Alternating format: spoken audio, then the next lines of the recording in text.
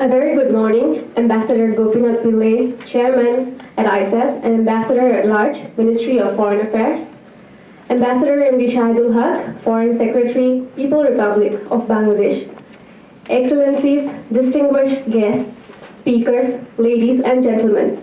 My name is Nazneen and I have the pleasure of being your MC today.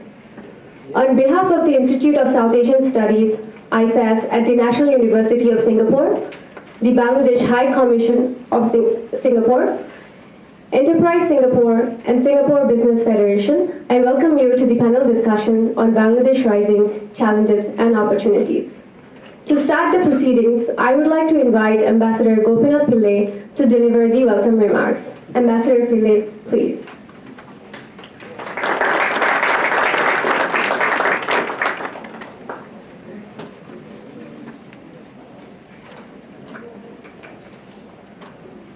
Good morning, ladies and gentlemen. Mr. Shahidul Haque, Foreign Secretary of Bangladesh, Mr. Mustafizur Rahman, the High Commissioner of Bangladesh, ladies and gentlemen, let me welcome you to this session, which is organized by a group of organizations. I think the MC read it out. I will do the same. The subject for tonight, this morning, is Bangladesh Rising Challenges and Opportunities.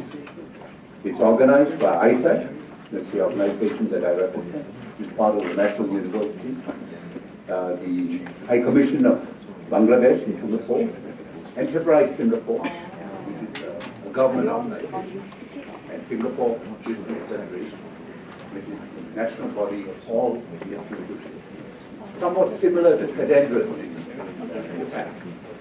We represent all the commercial organizations. Bangladesh has emerged as one of the most remarkable economic success stories in recent times. Those of you of my age or maybe slightly younger would remember the great wisdom of Mr. Kissinger. When Bangladesh became independent, he made a very corny statement, a sardonic sort of statement, saying that this is another international basket case. Harmful and dismissive. It showed the lack of understanding of the genius of the Bengali people. They may not be the most hardworking in the world, but they were creative people, and they can make things happen. And Bangladesh has proven that this is possible. Very happy. I was one of the first to go to Bangladesh. At that time I was in a different position, the State Trading Corporation of Singapore, and we started business in Bangladesh. And I think that was a good decision, and many others are now following. In a recent report released by the World Bank, Bangladesh ranks among the top 5 fastest growing economies in the world. The pace with which per capita income have grown over last decade, as well as macroeconomic stability that Bangladesh has achieved, is remarkable. Welfare parameters and poverty reduction has also had significant success in human development. It has fared better than many of the other South Asian countries. While economic factors such as contribution of the ready-made garments, this was one of the first industries that my company went into, it's become alleged. Bangladesh is one of the fastest growing in this particular industry. And there are many people who come from all over the world to either buy or set up centers for the production of this. While Bangladesh's progress is impressive, it still faces a number of challenges. These include high fiscal deficit, low tax collection, regulatory uncertainties, rising income inequality, unemployment, labor unrest, and corruption. It also needs to reassess the investment policies of the country. Despite having a large pool of labor, moderate infrastructure development, and well-established foreign relations with major investing countries, foreign investment into Bangladesh remains low.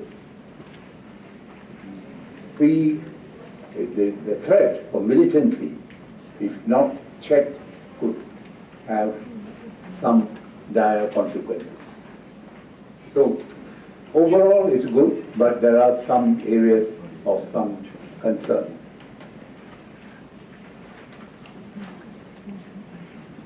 This morning's panel discussion will provide a better understanding of Bangladesh geopolitical parameters. It is a narrative that is worth listening to, and I hope you enjoy this discussion.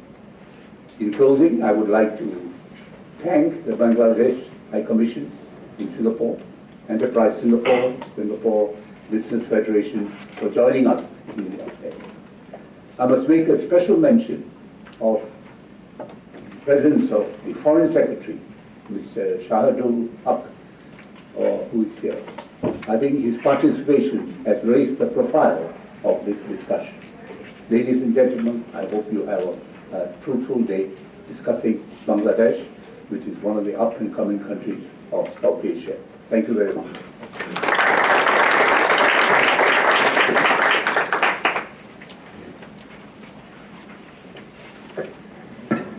Thank you, Ambassador Pillai. I would now like to invite His Excellency Md Mustafizur Rahman, Bangladesh's High Commissioner to Singapore, to deliver his opening remarks. High Commissioner, please.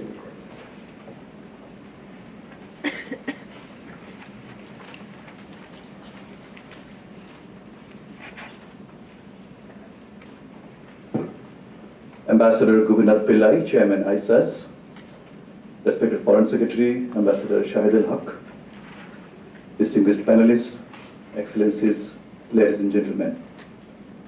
I thank Institute of South Asian Studies, Enterprise Singapore, and Singapore Business Federation for joining us in organizing today's event. I also thank the distinguished panelists who came all the way from Dhaka to attend this event. I am immensely grateful to respected Foreign Secretary for accepting our invitation despite his very tight travel schedule. Thank you, sir. I'm sure we'll be greatly benefiting from your perspective as well as that of others on Bangladesh. We are eagerly waiting to listen to all of you. Ladies and gentlemen, if I'm allowed to say in a single sentence the status of today's Bangladesh, I would say that Bangladesh is a politically stable, economically robust, and socially thriving country. Indeed, it is a vastly transformed country, and the transformation has taken place over the last 1 decade or so. During this period, the country's economy has marked a steady growth with its benefits spreading across society. The growth has been accompanied by significant decline in poverty, increase in employment, greater access to health and education, and improved infrastructure facilities. Bangladesh is now the second largest economy in South Asia and 44th in the world in terms of nominal GDP. It is one of the 3 fastest growing economies in the world according to IMF. And we just heard that the World Bank is one of the 5 fastest growing economies. Our per capita income is set to reach $1,900 mark, which is close to middle income threshold. Rapid expansion of the industrial sector enabled us to double our annual export earnings in just 5 years. Remittance has reached $15.54 billion last year, which is one of our pillars of thriving economy. Steady growth in agriculture and the service sector has provided stability and resilience to our economy. From a country of food deficit, Bangladesh today is a country of food surplus. We are the 4th largest in rice production, 5th in vegetables, as well as freshwater fish production in the world. Socially also, we are doing quite well. Bangladesh's social indicators such as gender equality, women empowerment, maternal mortality, life expectancy, immunization, and access to water and sanitation, etc., etc., are remarkably better compared to many of our South Asian neighbors. We reached universal primary school enrollment and gender parity in schools well ahead of many other countries. Our poverty figure has been slashed by 2/3 in less than 2 decades. Our macroeconomic programs have helped rural women become economically empowered. Politically also, women are increasingly visible. The key enabling factor and underpinning Bangladesh's stellar performance has been the political stability provided by the continuity of government led by Prime Minister Sheikh Hasina, who at the beginning of this year has been voted to a consecutive 3rd term. It was facilitated by the government's prudent macroeconomic management, appropriate policy support, and significant investment in infrastructure and human development. Ladies and gentlemen, does that mean that all is well in Bangladesh? And we don't have any problem? No, we do. We will surely have more detailed perspective from distinguished speakers, both in terms of opportunities as well as challenges. May I say in passing that some of our challenges are given or long-standing. For example, the size of the country, geographic location, resource constraints, overpopulation, frequent natural disasters, climate change, etc., etc. On the top of this, we have newer challenges like religious extremism, refugee crisis, etc. But I must say that some of the challenges can be turned into opportunities. For example, population. We have a population of 160 million with a majority under 40. If we can educate them, train them, they can be turned into assets. We need to generate employment opportunities for them through industrialization, trade expansion, and increasing manpower export. Good thing is, the present government is fully aware of the situation. In 2009, our Prime Minister Sheikh Hasina launched Vision 2021, a vision to transform Bangladesh into a knowledge-based, technologically driven, middle-income country by 2021. And we have made good progress in our journey towards achieving these milestones. Bangladesh is already recognized as a success story in the field of socio-economic development. But we know that we have to go a long way to reach to a satisfactory level. And we are indeed readying ourselves for that journey. I thank you.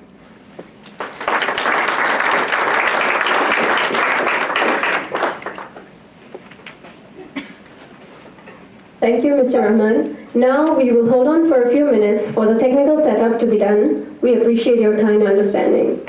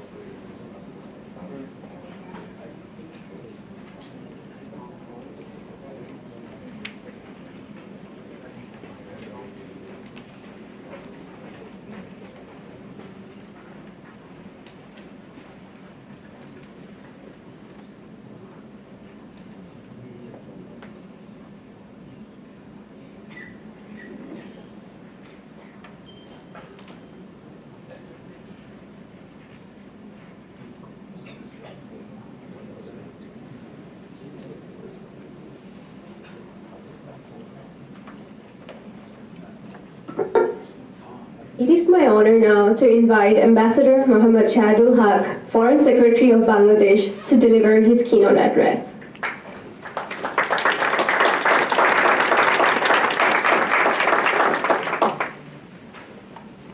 Good morning. It's always a pleasure to come to Singapore and learn in the process. Ambassador Gopinath Pillai, my lifelong teacher, Dr. Chaudhary, with whom I had the pleasure to serve under and learn a lot of tricks of diplomacy. Thank you, sir. Distinguished participants, especially those who have come from Bangladesh. What I intend to do today is run you through the picture of Bangladesh. And in the process, let me start off saying that Bangladesh is not a perfect country. There are a lot of limitations, there are a lot of pitfalls, there are a lot of challenges and difficulties. But today I'm not, since I'm in a very upbeat mood today, I will not focus on those unless I'm forced in the subsequent question and answer session. If you look at the, if you look at the title, I struggled with the title. I started off with the investment and market opportunities and then ended up saying, let's talk about society and economy, which is the fundamentals of a country.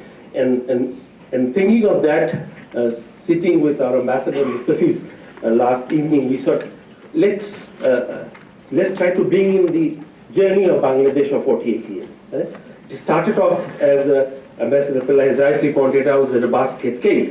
We did not use the word, but we said, let's the word test case. And why? There was a famous book which came out in mid-70s by Farland and Parkinson. And those are the two persons who were working in Bangladesh from 1971. And in the process, they went back with a rather discouraging mindset. And they said, if Bangladesh makes it, then each and every country in the world will make it. So it's a very negative way of putting Bangladesh. And both of them are not around us, so we cannot go and challenge them. Their hypothesis was absolutely based on a wrong footing. So that is the story that I'll try and narrate today. If you look at Bangladesh now, in terms of economy, it is 44th. And we have 193 countries. And if we can overcome some of the limitations and continue to move forward the way we are doing, we will possibly be 28th by 2030 and 23rd by 2041. And when I say that we'll be possibly above Norway and Netherlands, people still feel how can a test case make such a huge progress. So this is what I'm going to share with you today. I'll start off with a transformative map which World Economic Forum put together in 2018. There are about 57 similar will in the World Economic Forum. When World Economic Forum members wants to learn about a particular country, this is actually a very interactive map. So I've just taken the face of it. You know, they go and they try and know what are the strong points and weak points and fundamentals of a particular country, and there are 57 of them. Bangladesh is one of the latest. If you look at this map, they identified 8 major factors which will propel Bangladesh into what we call, and our Prime Minister says, developed world. First is the environmentally sustained growth. They said Bangladesh is growing, Bangladesh is still making it in a sustainable manner with little bit of equity and equality, but it needs to keep a tap on that. Second, agriculture continues to remain backbone of Bangladesh. As you know, the story of Bangladesh started off with agriculture. In fact, in early 70s, we had only agriculture and almost nothing. And our farmers really kept us going. And it continued till late 70s, till we started getting little bit of a foreign currency through our migrant workers. That was the first flow of foreign currency into Bangladesh. possibly some of you do not know. But what happened is when agriculture was getting saturated and no more wealth the agriculture could produce other than feeding the people, garments industry came in very handy. So congratulations those who have come from the RMG sector. That actually in early 80s and early 90s, they brought in a major change in the shape of Bangladesh. So that's the story of agriculture. But agriculture continues to remain a big factor in the economy and society of Bangladesh. It's also employed huge number of people. But the challenge is whether we would be able to survive the climate change impact in terms of agricultural growth or not. So you will see that there are a number of experiments currently going on. In fact, our scientist has produced what you call flood resistance rice. So the rice plant grows along with the rise of water. That's almost a miracle. So that's where the government is currently focusing. The other area that the World Economic Forum identified, that Bangladesh being a small country, it needs to reach out to the world. So the Prime Minister's primary focus is connectivity. He said we can't live alone. We have to go and get ourselves connected. And that's why during towards the last couple of slides, I will try and bring in as to how we are trying and doing it, and the foreign policy has a major focus there. Then infrastructural deficit. We need to connect Bangladesh. Bangladesh is a land of 280 rivers. It's crisscross. And the river creates sometimes good, sometimes difficulties in terms of reaching the market. Good governance. I said Bangladesh is not a perfect country. We are making it, but still we are not there. So that's one of the areas that this time Prime Minister Sheikh Hasina has attached high importance. That our governance has to reach to a satisfactory level, including reduction of corruption. And we are very vocal about it. There's the other component which will make or break Bangladesh is whether our growth brings along job and distribution of wealth. If we continue to grow and that growth does not trickle down to the people, then it will not be sustainable. We are still not that bad compared to South Asians in terms of Gini coefficient, but I think it is gradually moving towards inequality. And you know, inequality in any society is a killer, not only economically but also socially and politically. So that's an area that we continue to need to fit in. But our strength is our young, dynamic population and of people who are tech-savvy. People who cannot read or write have learned by using mobile telephone. This is, no one can imagine. People in the village level, they couldn't know A, B, C, D, Ko, alphabets, have learned because they have to communicate in the telephone, and that's how they have learned the language. That is something possibly we miss out. So this is what the World Economic Forum suggests. In the same go, let me also share with you that in Dalian, we had long discussions with Professor Schwab, and Professor Schwab has promised that 2021 Davos will focus on Bangladesh. That will be the focused country for the first time. So that also shows how we are doing in terms of it. In terms of projecting Bangladesh, I know there's a time limitations and I continue can speak, but I don't want to take others' time. There are 4 areas I'll focus. One is the stability and humanitarian state. I think we have come to describe our state as a stable, despite the hiccups that we see both in political and economic turmoils. We are somehow or other, under the leadership of Prime Minister, we kept Bangladesh stable. And when I use the word stability, you know what it means.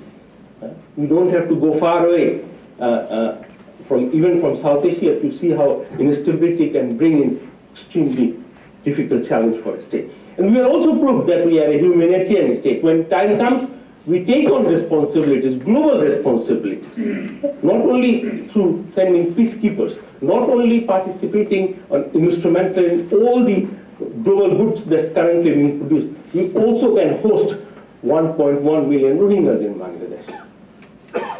That's a big step towards performing the responsibilities towards humanity. 1.1 million refugees when walked into Europe. Europe was in a turmoil. It led to, I don't want to use that famous B word, but that's what has happened. Even in the European Parliament, when they are inaugurating, that word came in very strongly, and they're struggling to deal with whole 28 countries together, 1.1 million Rohingyas. So whereas we have hosted 1.1 million Rohingyas for ages. So that's what the state, that's how we describe. And that's a responsibility we take despite our own burden. So Bangladesh is a sound politically, economically, and shaped the values of 71. 71, the war of liberation continues to bring people together. I think every country has to have a rationale, has to have a value surrounding which the country and the people should work together, and that's what it is. We have a very strong and visionary leadership of Honorable Prime Minister. Not that I'm Foreign Secretary of Bangladesh. I had the pleasure of working with other heads of the states when I was in the international system, and I've seen the wisdom and the humanity of our Prime Minister. We have also described our foreign policy as a value-based foreign policy. What is values? Both in terms of humanitarian values and market values. So, as a foreign office, we not only try and promote friendship to all and malice towards none when our father of the nation suggested in 1971, but we also trying to create values, both in terms of humanity, market, and our own. Bangladesh, I know people might say that that what democracy is. We have our own way of portraying and practicing democracy, and I said it's not perfect. It will take a long time. UK took 200 years, where UK is currently, although they are not in a good shape right now. But that's how there is. We will possibly take 50 years. The other issue when we talk about pluralistic democracy, people in Bangladesh now believe in Bangladesh. That is what is very important. The Pew recently did a research and came out with a surprising result that people who left Bangladesh are thinking of coming back to Bangladesh because there is a future in Bangladesh which possibly worth pursuing. The third one is the dynamic population and society. Our strength is our people. Our people are politically very conscious. When they need to go onto the street, they go onto the street.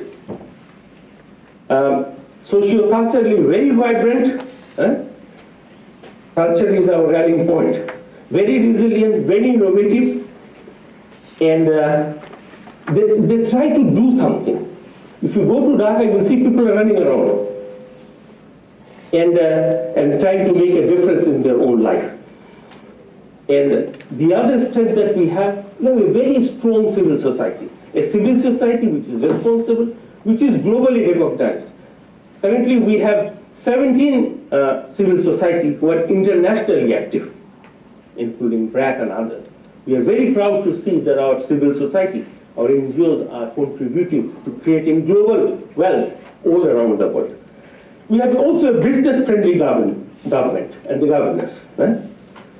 IMF has recently came out with a study saying the direction that the government has taken in terms of economic management is correct. And not really, IMF normally do not come out with these kinds of a statement. And private sector is our driving force. We have a zero tolerance on the corruption, and the return is very good. Now, behind all this, I think there's someone whom I need to share with you is our Prime Minister. And she has been recognized at the top 100 global thinkers by the Foreign Policy Journal, named on the list of 100 most influential people by Time magazine, and 26th most powerful women in the Forbes magazine. So we are very lucky to have a leadership which can show us the future. Look, I'll try and quickly run through it. What is the state of economy? This is what the state of economy is. We just passed a budget which is 62 billion of the budget. You know how much it was in 71 and 72? Anyone guess? Only 400 million. So 62 billion is a huge jump over the last 48 years. When we were liberated, our GDP per capita was less than 100. Less than 100. Now we are almost touching 2000 in 48 years. And there are other figures in terms of bringing down the poverty. It says that we have also lifted 130 million people out of poverty. It's not only China, but also we did in a humble way. We are also creating jobs within Bangladesh, which is extremely important, and is 1.2 million. Because of the time constraint, I'll move fast.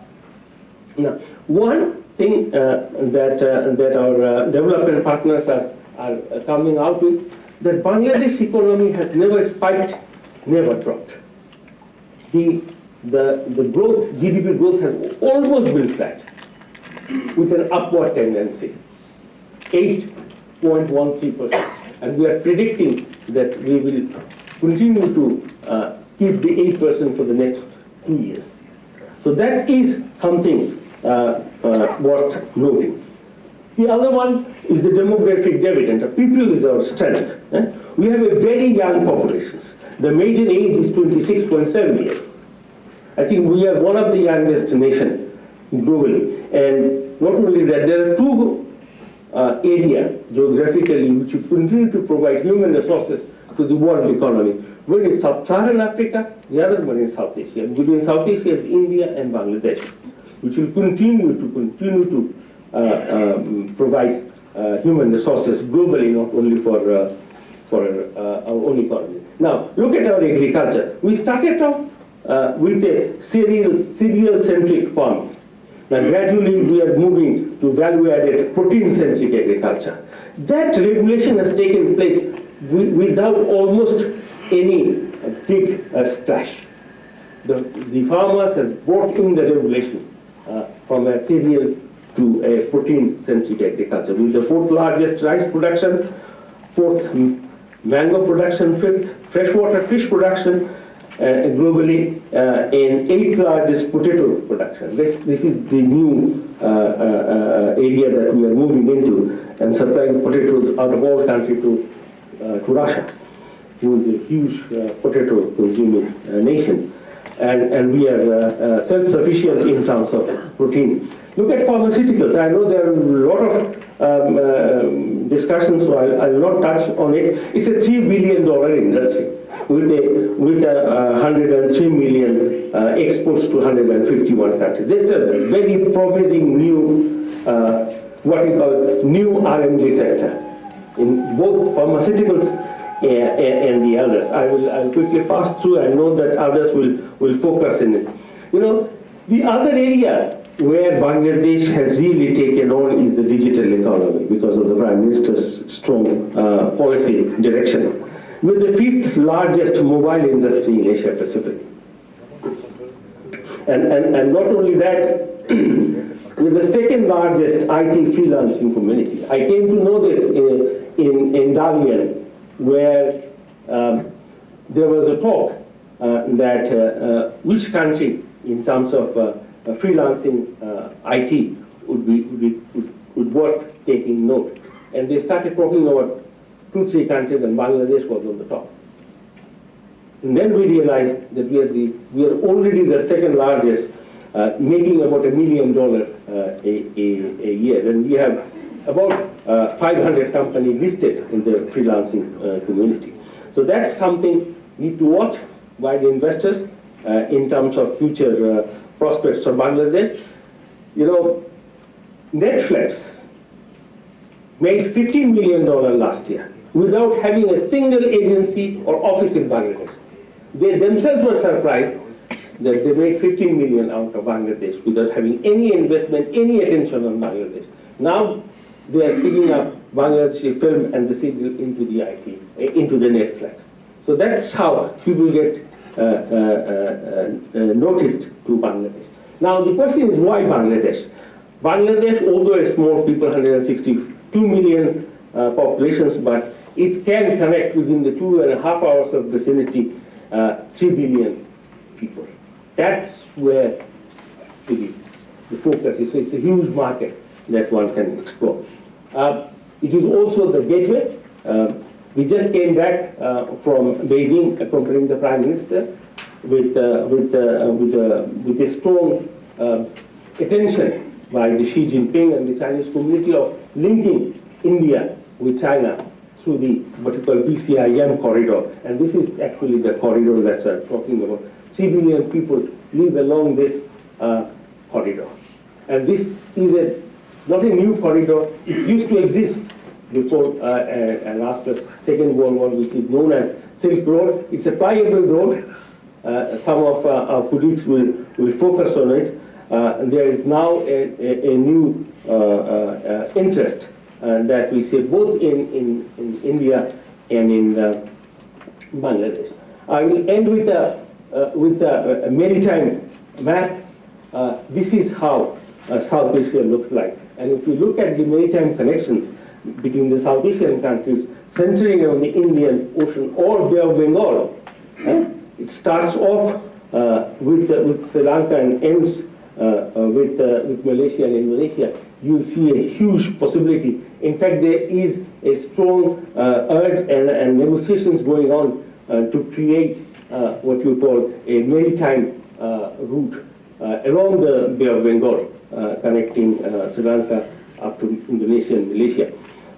It's almost in the final stage. We now have Sri Lanka, India, except Myanmar, the rest of the countries connected. Now, where is the investment opportunity? There are 13 sectors, and I will not go into these sectors. I will leave it to my distinguished colleagues to focus on this. And I will end here only with one saying that that Bangladesh will continue to remain a very friendly country, very stable country. Bengalis are a very resilient people. We see opportunities, we also see challenges, and we know that there's only one way to survive is to make friendship with everybody. Thank you.